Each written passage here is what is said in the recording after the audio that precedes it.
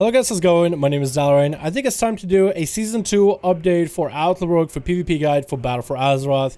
I learned a lot from my last video, and this one is going to give you guys as much useful information and accurate information compared to my last video for patch 8.1 to give you guys the best experience in playing your Outlaw, whether you're just starting out or you've been experienced with Arena and you want to give Outlaw a try. We're going to start our guide with the stats. What do you want to look for when it comes to gear in your character? What are the trinkets? What are the weapons you want to run when it comes to playing Outlaw? First of all, agility is going to be the best stat, so if you get a piece of gear that's like a 15 item level increase, feel free to replace whatever you got with that new piece of gear. But you're also going to be mindful of your secondary stats. First of all, you want to get 20% haste in your gear. Haste is going to give us more energy regen to make playstyle feel a lot smoother, and it's going to reduce our global cooldown. So during a stun, that means we'll get more actions that we can get in during the 6 seconds that we get a full between the eyes on an enemy. So haste is going to be the best choice, up until 20%. After that, you want to stack versatility. Versatility increases how much damage our abilities do, whether it's Sinister Strike, Pistol Shot, or our finishers, and reduces how much damage we take. Critical Strike is going to be the best because if something crits, enemies usually die pretty quickly. Master is going to be the worst because you can't really control it. It only changes the damage of the output, not the percentage chance. When it comes to trinkets, Blizzard actually added some new ones. Most of you guys are probably going to want to run a Sinister Gladiator's Badge for stats, which is a very powerful trinket. And most of you guys are probably want to run a passive proc trinket. The proc trinket is probably going to stay no matter what playstyle you go for.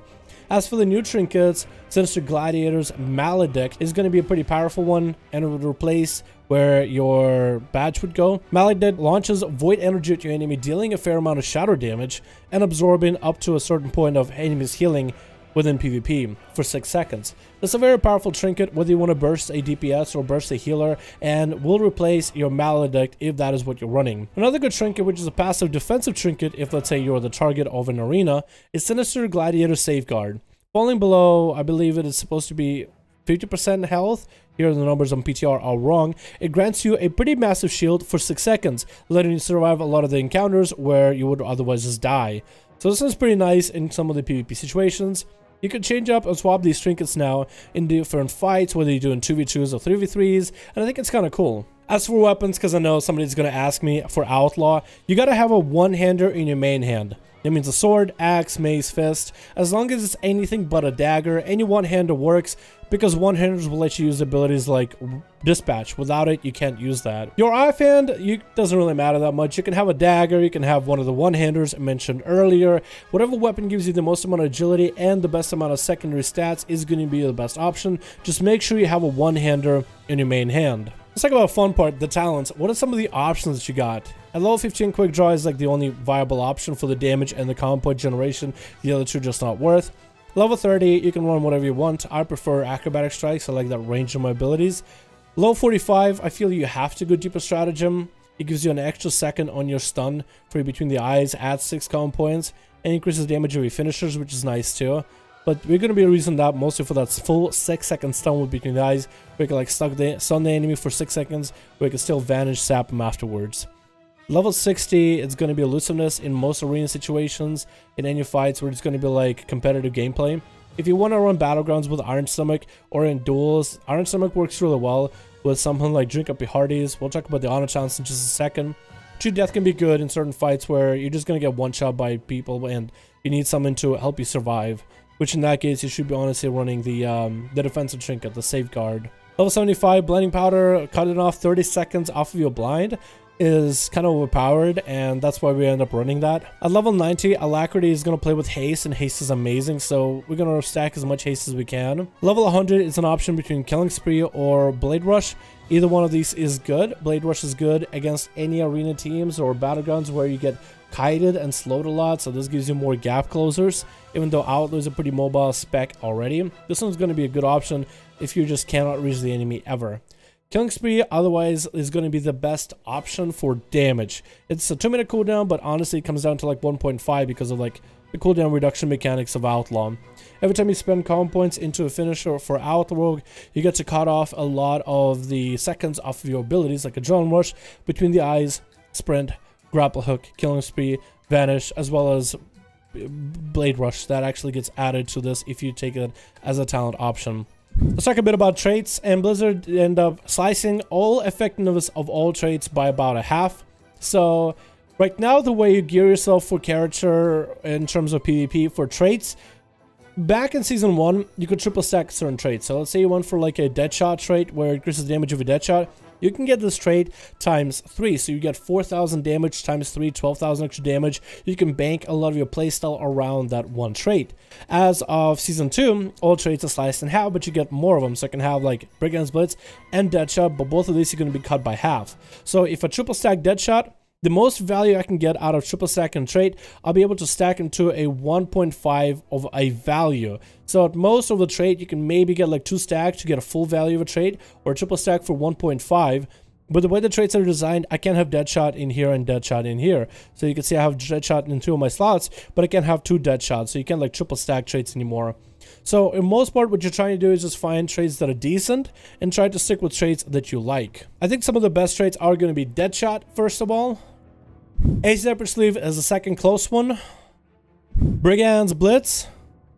And Snake Eyes. All in the effectiveness in that order. So what you as Outlaw want to do is mostly stick with your spec specific traits. There's no real PvP traits that help you out that much, but of course you can always sim them in raid sims. That'll give you as close the numbers as you can. For PvP, when it comes to honor talents, there's a couple different options. Control is king. I always keep this one slotted, no matter whether I'm just roaming around in battlegrounds or I'm pushing rating. Thick as Thieves is amazing in any of the arena situations, and Smoke Bomb is really great in battlegrounds like RBGs and in arenas if you're trying to get some cross CC. Not effective when you're playing against Disc Priest though. Outside of Thick as Thieves, Plunder Armor is also another good damaging option if you want to go for more DPS. Dismantle is pretty amazing if you're going against any classes with massive melee damage, so Fury Warriors and maybe even Unholy Death Knights if you want to stop them from necroticing down your healer. Juke Up Your Hearties is really good when you're just roaming around battlegrounds or out in the world with war mode on and you want to have a little bit extra heal. So those are different options that you might want to run for honor talents. And for main trinket, if you're not a human, I recommend Gladiator's Medallion. If you're a human, you can go Relentless because your human racial gets you out of most CC in the game. Let's talk a bit about the gameplay. What is it going to be your opener for an Outlaw Rogue? If your target is X and you want to kill the X, you don't open up with a cheap shot. You want to first get your buffs. So if you don't want to stun your enemy X, you can only have another option of ambush. So you ambush, generate your common points, send a strike and pistol shot until full common points. Once you get full 6 common points, you roll the bones, bam, you can play the game. Once you have a buff, doesn't matter what buff for PvP, you can start generating common points in order to line up a kill on the target. So let's say I have full common points. I'm going to wait for full energy. I'm going to stun X.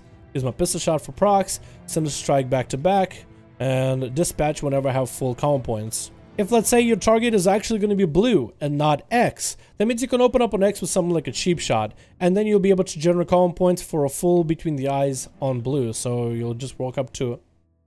We'll actually make it triangle because X is on DR right now. We'll open up with cheap shot on triangle, generate full common points, so triangle can't play. We can actually stun them up and generate our common points without being attacked by them. We just get a full common points right now. Now that we have full common points, we'll wait until our energy regen is max, turn around on blue, stun blue, and use whatever abilities we got, like Cinder Strikes and Pistol Shots. Dispatch when you have full common points in order to do the most amount of damage during that stun lock combo.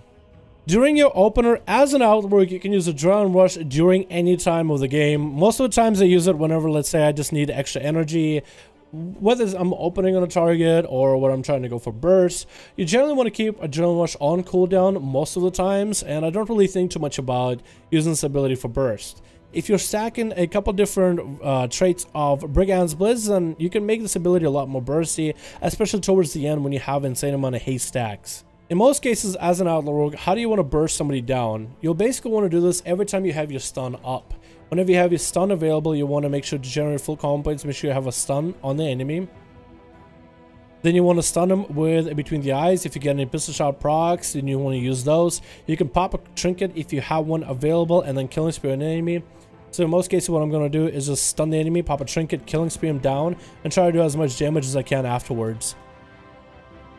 And you basically do that as many times as needed until the enemy is dead. Most of the times as an Outlaw Rogue, try to stay on always be mailing an enemy, always be auto-attacking an enemy, because most of your damage is very passive. it's not really quite as bursty. One of the advantages of an Outlaw Rogue is how much cross CC you have. So let's say your target is going to be X, but you don't want blue to heal X. So you're just going to generate some common points off of X. You're going to stun blue, and you're going to continue damage on X. Maybe a Adrenaline Rush so you can get a little bit more value out of your damage. As blue's coming off of a stun, you can gouge them to follow. And continue doing damage to X while CCing blue now with a blind to follow. And now you'll have common points back to stun X, so you can stun lock him. Maybe they'll stop him from doing damage to you.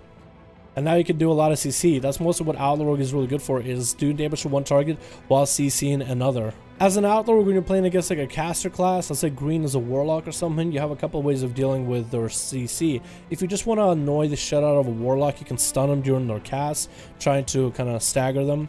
If they're casting, you can always, you know, kick them to interrupt the cast. But if you, let's say, missed your kick, let's say you got juked, as an Outlaw Rogue, you can always gouge the enemy and kind of wait it out a little bit. You can get a lot of energy back while gouge is up. It keeps the enemy CC'd, and also can be used just simply as an interrupt. Some of the useful macros you guys might like for your Outlaw Rogue. I have a cursor macro for my grapple hook. What this does is it'll use my cursor to aim an ability. Normally you would want to keybind, let's say, press the ability for grapple hook. You'll press it, and then you get this green reticle, and now you can aim where you want the ability to go. You can actually skip the aiming process by making a macro with a cursor, so it always makes you cursor the target. So when I press it, wherever my mouse is at, like let's say I'm looking in this direction, and I'm going to keep my mouse over here, it's going to try to go where my cursor is at and try to make the ability go in that direction. So you can use this in like very hectic situations, like where you get attacked. You can always just kind of just throw your cursor to the side, hit the key, and just kind of zoom out of there very quickly. And this macro has saved me from so many situations, one on top of Lumbermill getting knocked off by Elemental Shaman or a Druid with a Typhoon. I can grapple hook myself back. Some of the macros that I use a lot are focus macros. As you saw, I can have like target for red and off target for blue. I don't even have a main target, and I can always do CC for the blue.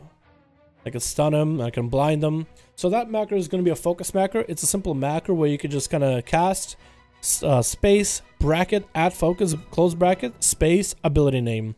And I have a link for like a version of this macro where you guys can edit it to add whatever spell you want that is a crowd control. A lot of you guys can use this on more than one class too. Another macro I really like is a rogue looking macro, where I basically just look for other rogues around me. What this macro will do is it'll clear your main target. It'll try to target the nearest player, so if you have a rogue nearby, it'll try to target them quickly, and it'll try to sap them all in the same go. So this macro does 3 things at the same time. And make sure you have a clear target, make sure you're looking for a new enemy, and make sure that you're casting sap as soon as you get a chance. So you use this macro in order to find the enemy ASAP, and you'll sap them as soon as you target them. I'll also have a link down below for more arena macros if you guys are more savvy and have more complex macros for arenas. You guys are more than welcome to use those as well. I have a link for those somewhere down below in the description. Outside of that, that's really the guide for Outlaw Rogue for PvP Season 2. Just make sure you have 20% haste. Don't worry too much about traits, and it's all about trying to line up stuns and crowd control on the enemy. Outlaw Rogue is a great spec. It has a lot of consistency. It's awesome spec for duels. It has great mobility for battlegrounds and arenas, and I very much like the spec mostly from the CC basis. I feel like we're in a much better spot than we were in Legion, because buff mechanic doesn't really matter too much. As long as you just get yourself a buff, for the most part you can just start doing damage right there. But you can also go in detail, and depending on what buffs you have, like let's say shark buff and extra common point buff for broadsides, you can do a lot of damage, and you can combine lots of procs and lots of damage off of that. So there's a bit of depth to the spec, but I think this will give you guys enough info in order to start playing Outlaw in battlegrounds and arenas. Thank you guys so much for watching this video. Hope you enjoyed Outlaw Rogue for Season 2. Let me know if you want me to do a guide for Assassination or Subtlety in the future for PvP, and I'll see all of you guys in another video.